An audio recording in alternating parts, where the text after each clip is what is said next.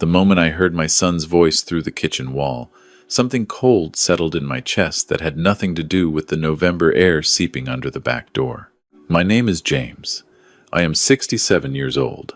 I spent 22 years in the United States Navy, another 18 building a small plumbing supply business from 3 employees to 41, and the last 2 years since selling that business trying to figure out what retirement was supposed to feel like.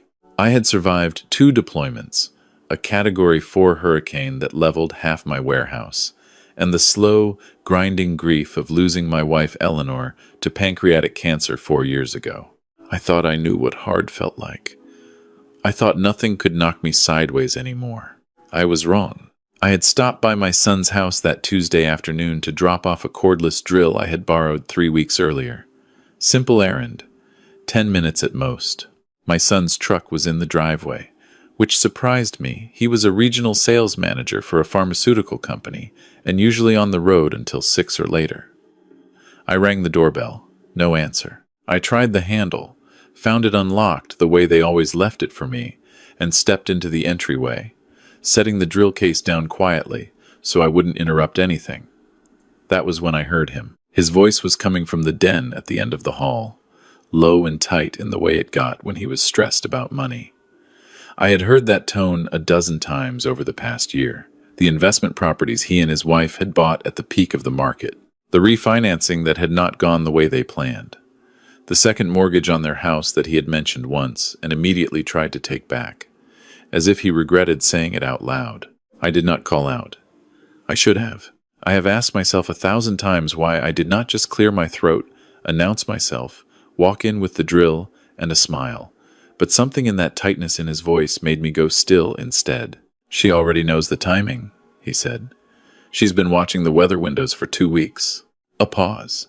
His wife's voice, lower, harder to catch from where I stood. I know it's not cheap, he said, but think about what we're talking about here. The life insurance alone is $400,000. The business sale, money, the house, the accounts, we're talking close to $1 million too. That wipes everything out and we start over clean. The life insurance, my life insurance. Eleanor and I had taken it out in our 40s, and I had kept it current without thinking much about it, naming my son the sole beneficiary after she passed. The business sale money was sitting in a retirement account. The house was the one Eleanor and I had bought the year we got married, the one I had put $40,000 of sweat equity into with my own hands, the one where my son had grown up, sleeping in the back bedroom, under a ceiling I had painted myself. She said the river conditions in late November are perfect for it, he continued. Visibility drops, current runs fast, cold enough that even a strong swimmer doesn't last long. A man his age, a wet wading accident, it's not even suspicious. People die on those rivers every season. I felt the wall against my back and realized I had stepped sideways without knowing it. She's done it before, he said. Not exactly this, but she knows how to make things look like what they're supposed to look like. That's all I'm saying. His wife said something sharp.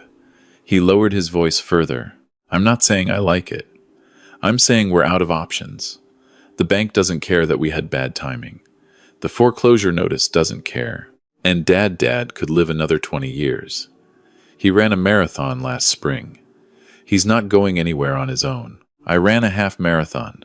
I had mentioned it at Thanksgiving like it was nothing, and he had clapped me on the shoulder and said he was proud of me. I remembered the way it felt, his hand on my shoulder. I remembered thinking my son was a good man. I walked backward out of that entryway with the kind of careful, deliberate quiet I had not used since I was 24 years old, moving through a ship's corridor in the dark. I pulled the front door shut behind me without a sound. I sat in my truck at the end of the block for 45 minutes before I could trust my hands on the wheel. 3 days later, I was sitting across from a woman named Carol Hutchins in the office above her bail bonds storefront on the east side of the city. Carol had spent 16 years as a county sheriff's investigator before opening her own practice. My neighbor Frank had used her during a property dispute 2 years back and said she was the sharpest person he had ever paid money to. I told her everything. She listened without writing anything down, which told me she had a very good memory, or had heard worse things and no longer needed notes. When I finished, she looked at me for a long moment. "What you have right now is nothing," she said. Not unkindly, just directly. You have what you heard, without a recording, without documentation of a transaction, without something that puts a third party in contact with your son and a specific plan. You have a conversation. A defense attorney would shred in 40 minutes. So, what do I do? She leaned back. 2 weeks ago, your son told you about a fly fishing trip he was booking for you in Montana. A retirement gift. You told me that. You said he was almost too enthusiastic about it. Kept bringing up how remote the river was. How it was the best late-season steelhead water in the country. He showed me photos, which he had clearly already researched extensively. She paused. I think the trip is the plan. I think whoever this woman is, this she he mentioned, is already up there, or will be. I think the accident your son described is supposed to happen on that river. He wants me to go. He's counting on you going. You haven't given him any reason to think you heard anything. If you cancel now, if you act strange or pull away, they'll know something is wrong. They'll wait. They'll try again another way. And you'll spend the rest of your life looking over your shoulder without any proof of what they intended. I knew what she was going to say before she said it. Or you go, she said. And you don't go alone. Carol had contacts she trusted in the investigative community across several states. She knew a man named Ray Pilcher who ran a small private security firm in Billings and had spent 8 years as a Montana fish, wildlife, and parks warden before that. She made a phone call while I sat there. By that evening, Ray and I had spoken twice, and a plan was taking shape that I did not entirely love, but could not argue with. Ray would drive up separately, check into a different motel in the nearest town, and maintain contact with me through a satellite communicator, a small device the size of a deck of cards that worked without cell service and could send short messages, GPS coordinates, and an emergency SOS that would go directly to a monitoring center. He drilled me on how to use it for 20 minutes on our second call. He also sent me, through Carol, a compact recording unit that clipped inside the chest pocket of a vest and captured audio up to 30 feet in most conditions. He had me practice activating it by feel without looking down.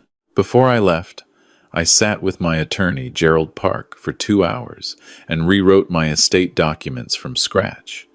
The life insurance beneficiary changed to a charitable foundation I had quietly set up in Eleanor's name. The house went into a trust, administered by Gerald, with explicit instructions for its sale, proceeds to fund college scholarships for children of first responders. The retirement accounts were restructured with a nonprofit as primary beneficiary. My son received a specific bequest, $1, and a letter explaining that I loved him but that I was not a fool. Gerald gave me a sealed copy to take with me. I drove to a UPS store, mailed another copy to Carol, and a third to Ray. If something happened to me, there would be no mystery about what I knew and when I knew it. My son dropped me at the airport on a Thursday morning. He hugged me at the curb, told me the fresh air would do me good, said he wished he could come. His wife kissed my cheek and told me to send pictures. I thanked them both and told them I was looking forward to it. I meant none of that and every word of it at the same time. I watched them drive away in my son's car, and then I turned and walked into the terminal. The lodge was called Stillwater Run, and it sat at the end of 12 miles of gravel road in a river valley in the western part of the state, surrounded by lodgepole pine and open sky. The main building was log construction, well maintained, with a stone fireplace in the common room that was already lit when I arrived. The owner, a broad-shouldered man in his 50s named Cal, greeted me like I was the only guest he had expected all year. He showed me to a cabin 20 yards from the riverbank, told me breakfast was at 6:30, and said my guide would meet me at the boat dock at 7. My guide's name was Pete. He was in his early 40s, barrel-chested, with the patient, measured manner of someone who spent most of his life outdoors and had learned to wait out anything. He knew the river the way I knew the layout of my own warehouse, which is to say completely and without having to think about it. He waded into current that looked violent to me and stood in it like he was standing on a sidewalk. He read water by looking at its surface, pointing out things I could not see. He was, in every observable way, exactly what he appeared to be, a fishing guide. I watched him anyway. I watched everyone. There were 4 other guests at the lodge that week. A father and his adult son from Georgia who had been coming every year for a decade, easy and familiar with Cal and the staff. A retired schoolteacher from Oregon who was fly fishing for the first time and kept laughing at herself whenever she tangled her line. And a man named Martin. Martin arrived the same afternoon I did, driving himself in a dark green Jeep with Idaho plates. He was somewhere in his 50s, lean and quiet, with the kind of stillness that could have been peaceful or could have been something else. He did not fish with a guide. He said he preferred to wade on his own, knew the area well, had fished this stretch of river before. Cal seemed mildly surprised by this most guests-booked guided days, but did not argue. Martin ate dinner at a corner table, answered questions politely, and volunteered nothing. I watched him watching Pete once across the common room, just for a moment, and something about the direction of that look made the hair on my arms stand up. Not the look of one outdoorsman assessing another. Something calibrating. I messaged Ray that night from my cabin. New guest, Martin, Idaho plates, came alone, watching the guide, off feeling. Ray's reply came back within the hour. Noted, running the plates. Keep distance. Do not change behavior. The next morning, Pete took me to a bend in the river 3 miles upstream where a gravel bar created a perfect feeding lane for steelhead. We worked it for 4 hours. It was extraordinary. Actually, the cold, clean air, the mountains holding the early light, the weight of a strong fish running downstream on the line. Under any other circumstances, I would have been completely happy. Instead, I was running a quiet inventory every 20 minutes, where Pete was standing, where the bank dropped off sharply, where the current was fast enough to do serious damage to a man who went into it unprepared. On the second afternoon, I made a point of talking with Martin at dinner. I asked about Idaho, about his fishing background, about what brought him to this particular lodge, this particular week. He was smooth, friendly enough to not be memorable. Said he had heard about the late-season steelhead fishing from a friend. Said he liked places that were off the beaten path. Said he preferred the solitude of fishing alone. Smart, I said. Too many people are too dependent on guides. A man ought to know how to take care of himself in the field. Martin looked at me for just a beat longer than the comment warranted. Couldn't agree more, he said. That night I sent Ray. Talk to Martin. Too smooth. Doesn't volunteer anything, but has a ready answer for everything. Feels rehearsed. Ray's reply. Plates registered to a woman in Twin Falls. Not his vehicle. No criminal record under the name Martin, but running variations.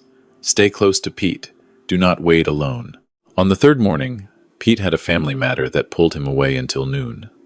Cal offered to reassign me to the other guide on staff for the morning, a younger man named Danny. I said I was happy to wait on my own, that I had been watching Pete work the upstream section and wanted to try a particular riffle I had spotted from the bank. I knew, as I said it, that I was doing the thing Ray had told me not to do.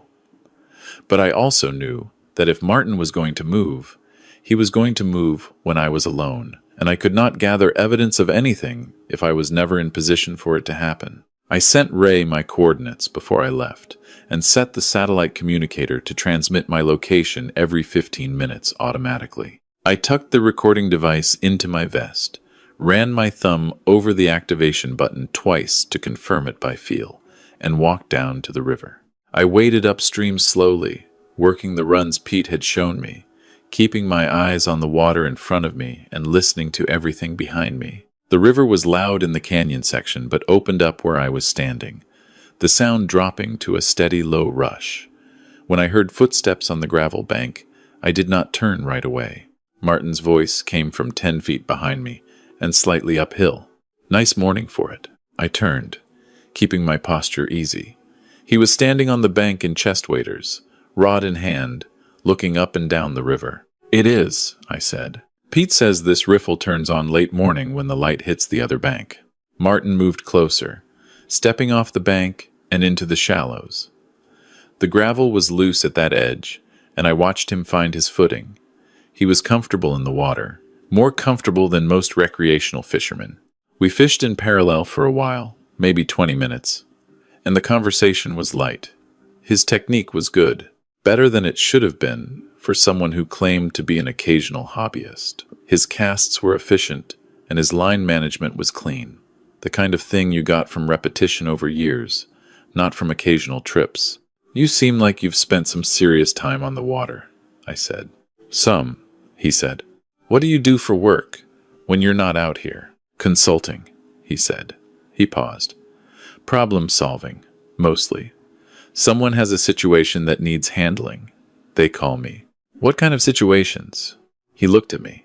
The fishing rod was in his left hand now, and he was standing at about a 45-degree angle to the current, which put his body between me and the bank. "Complicated ones," he said. "The kind where the regular channels don't work or take too long." "Sounds interesting." "It has its moments."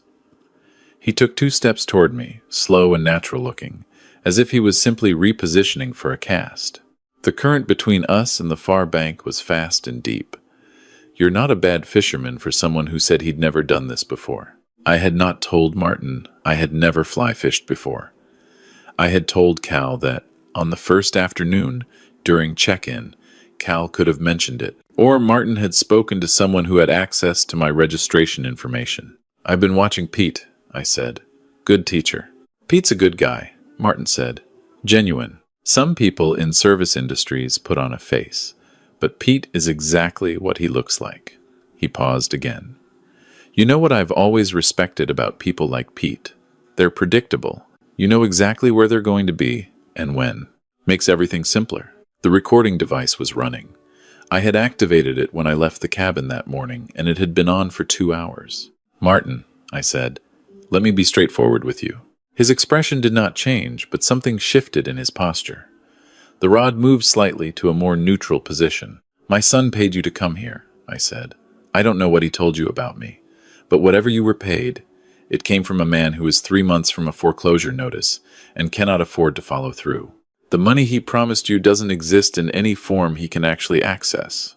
Not anymore." Martin was very still. The river moved around both of us, and the mountains held their positions. "I don't know what you're talking about," he said. His voice was flat now.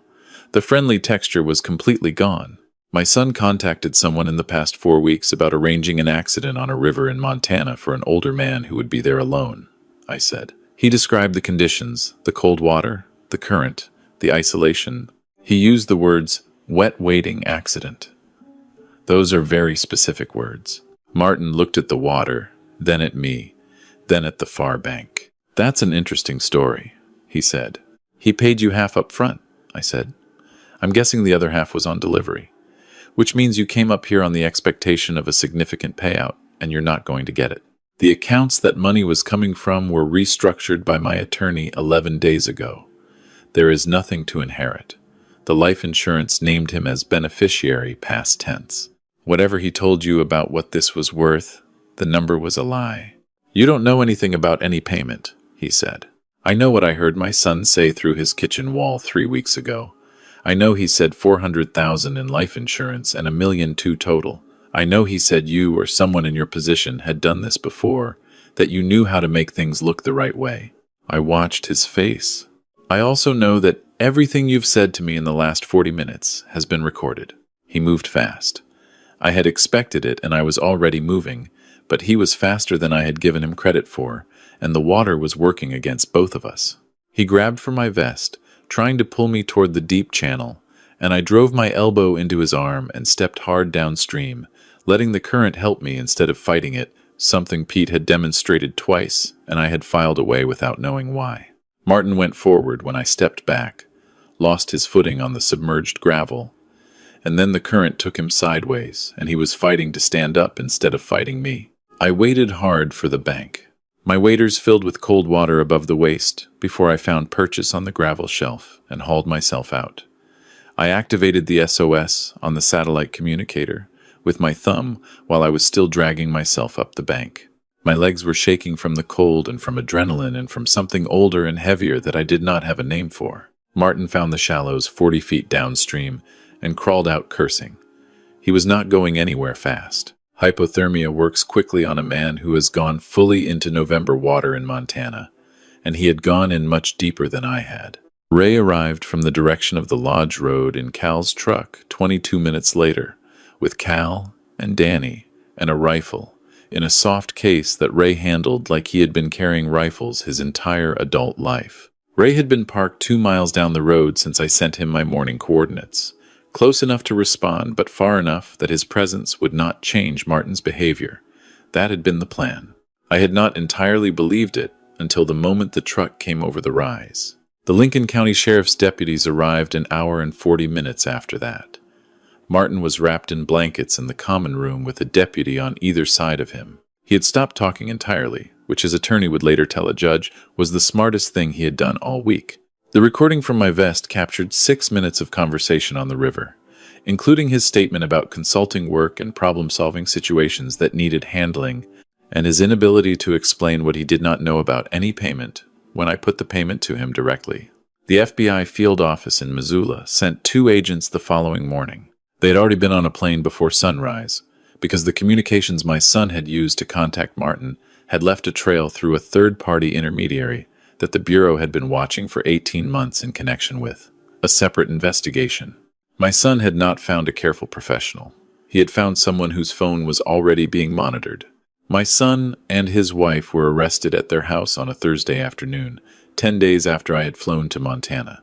I was back home by then, sitting in Carol's office, when she got the call. She told me in the same direct way she had told me everything else, without wrapping it in softness. I said thank you, picked up my jacket, and drove home. The arraignment was 3 weeks later. I sat in the gallery and watched my son walk to the defense table in a suit that was too large for him now, because he had lost weight. He did not look at me until the judge asked him to state his name for the record. Then he turned, not toward the judge, but toward the gallery, and our eyes met for a moment that I have not been able to fully describe to anyone who has asked. It was not anger on his face. It was something worse than anger. It was the look of a man who understood, completely and too late, the size of what he had done. I looked back at him steadily. Then the judge spoke, and his attention went forward. The trial lasted 3 weeks. I testified for most of a day. My attorney, Gerald, sat 2 rows behind me the whole time and did not say a word, which was exactly what I needed.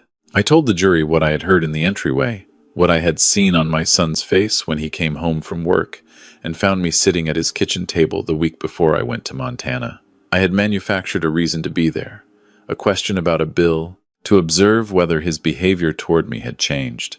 It had not. He had been warm, attentive, poured me coffee, walked me out to my truck. I had driven home and sat in my driveway for a long time, thinking about what it meant that my son could do that. The jury deliberated for 2 days, guilty on all counts. My son received 22 years. His wife received 16. Martin cooperated with federal prosecutors in connection with the broader investigation, and his sentencing was deferred. I walked out of the courthouse, into February cold, and stood on the steps for a moment without moving. Ray was parked across the street and lifted a hand when he saw me. I walked over. "You okay?" he asked. "I don't know yet," I said. That was the honest answer. I drove home to the house Eleanor and I had bought in the first year of our marriage, the house my son had grown up in, the house I had been prepared to see sold off to pay his debts. I made coffee and sat at the kitchen table and looked out the window at the backyard where the oak tree Eleanor had planted from a sapling when our son was born was now 40 feet tall with a trunk I could not wrap both arms around. It took me a month to decide what I was going to do. Cal had called twice since I left the lodge. The second call was more specific. He had been planning an expansion, 2 additional cabins on the north end of the property, a covered equipment storage building, improvements to the access road that currently turned into a mess in spring thaw. His contractor had backed out of the project over a permit dispute, and Cal was looking at a summer construction season with no one to run it. He knew from our conversations at the lodge that I had spent years in business, that I understood construction, that I was not afraid of hard work or hard weather. "I can't pay you what you were making," Cal said. "That's not the issue," I said. "What is the issue?" I thought about Eleanor's oak tree in the backyard. I thought about my son's face at the defense table. I thought about the way the river had looked in the early morning light on the day I had stood in it and waited to see what was coming. "I need to know the work is real," I said. "I need to be somewhere that things get built." that I can offer you, Cal said. The house sold in late March. Before closing, I walked through every room one more time and said what I needed to say to Eleanor in the way I had been saying things to her since she died, which was quietly and without expecting an answer. I said I was sorry I could not make our son into something better. I said I knew that was not my failure to own alone. I said I was going to go somewhere beautiful and build something useful and try to find out what the years I had left were actually for. The charitable foundation Gerald administered made its first scholarship grant that same week. 4 college freshmen from families of firefighters and paramedics in our county received letters telling them their first year of tuition had been covered by a gift from Eleanor's memory. I read the copies Gerald sent me twice. That was the only moment in all of it when I came close to crying, which probably tells you something about what I carry and wear. I drove north in April, pulling a trailer with what I needed and leaving behind what I did not. The road to Stillwater Run was muddy from the thaw, the mountains still carrying snow on their upper faces, the river running high and fast and clear. Cal met me at the main building with coffee and a folder of building plans and a look on his face that said he was glad I had come. Pete was there. He had spent the winter doing carpentry work on the lodge's interior, trim and shelving, and a new bar top in the common room from a single slab of walnut he had been drying for 2 years. He showed me the building plans for the new cabins, pointed out a framing detail he was uncertain about, and we spent an hour at the kitchen table going through it with pencils and a calculator. That was the beginning of it. I am not going to tell you I found peace quickly, or that the mountains made the grief smaller, or that hard work is a cure for the particular kind of damage that comes from understanding your only child as he truly was. None of that is how it works. I think about my son every day. I think about the boy he was before something in him turned wrong, or before I failed to see what he was becoming, which are questions I will probably never answer to my satisfaction. But I also think about what it means to still be here. Martin is alive, which I am grateful for in a way I could not have predicted when I was crawling up that gravel bank with my waders full of cold water. My son is alive. I did not want anyone dead. I wanted the truth out, where it could not hide anymore. And that is what happened. I am 68 years old as of last Tuesday. Cal made a cake. Pete and Danny and the seasonal staff sang off-key in the kitchen, and it was the most embarrassing and the most welcome thing that had happened to me in years. I fished the morning before breakfast and caught a steelhead that ran me 60 yards downstream before I turned it, and I stood in the cold river holding it for a moment in both hands before I let it go, watching it hold in the current and then disappear into the depth. The new cabins are framed and will be closed in before the first heavy snow of next season.